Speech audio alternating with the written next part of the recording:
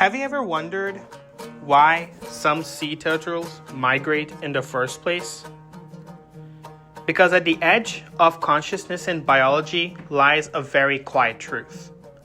Some behaviors are not chosen. They're inherited, embedded, and enacted without deliberation. When we think on why sea turtles migrate, despite no immediate survival advantages, it acts as a profound metaphor for human instincts, habits, and the stubborn momentum of inherited behavior. Sorry for the lack of nature. I'm back in the city, so enjoy the view outside my window. But today I want to explore human identity from an unorthodox point of view, or using theories that would not normally use to be explained human identity. And today, let's look into how some sea turtles migrating could explain the stubbornness of inherited human behavior. So, here we go. Sea turtles hatch far away from their ancestral homes, beginning an immense migratory journey to the beaches they have never seen.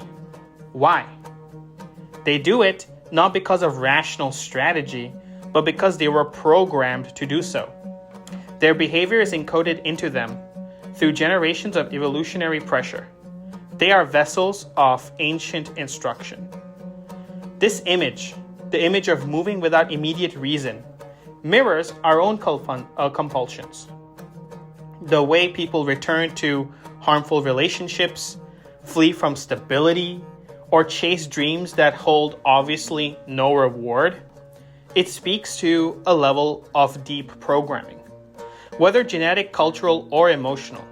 Like sea turtles, we're not always in control of our trajectory. Often we are performing scripts written before we could even speak. For those who reflect on identity, this metaphor reveals the tension between self-authorship and unconscious inheritance. You may feel that you're choosing freely, but charting your own course. But there are patterns like escapisms, withdrawals, yearning for reinvention that return cyclically like migratory pulse. These are not weaknesses. They're just residues of earlier logic, perhaps from ancestral trauma, perhaps from personal history that continue to echo through behavior. More importantly, these instincts often resist rational interventions. Even when you know better, the pull remains. A relationship ends and a city becomes unbearable, a cause grows hollow, yet you find yourself leaving again towards a place that doesn't yet exist, as if honoring a promise made by a version of you that you never asked for permission. Thus, let me reframe it this way. The conflict between instinct and reason is not a flaw, it's a feature of being human.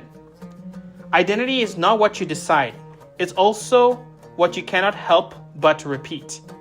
The question then becomes, how do you learn to listen to the patterns without being enslaved by it? For individuals, navigating philosophical self-definition, especially those who operate across borders, cultural borders, national borders, or even ideological borders, this tension is even sharper. Are you migrating towards something real, or are you enacting a forgotten migration of the mind? Recognizing this can create an opening, not to eliminate the instinct, but to contextualize it, to consciously shape the terrain where that instinct lands. And perhaps that's the real lesson. Sea turtles migrate because that's what they've always done. But humans can recognize patterns and turn inherited behaviors into an intentional ritual. You might still migrate emotionally, geographically, spiritually, but at least this time, not blindly. You can design meaning around emotion and make instincts not a prison, but a compass. Thus, freedom is not always in the absence of instincts, but the transformation of instincts into conscious motion. So there you go, guys. Ever since I had actually observed sea turtles migrating and watched a documentary about it. That's why I wrote about it right here. It really got me thinking. And so what kind of bad behaviors do you guys have? Do you feel that you can turn into an understanding of your inherited behaviors? Because I'm not going to lie, certain form of procrastination is how I like to move things. So I just integrated that into my workflow and life's a lot better now. So maybe you have something similar going on. Let me know in the comments down below.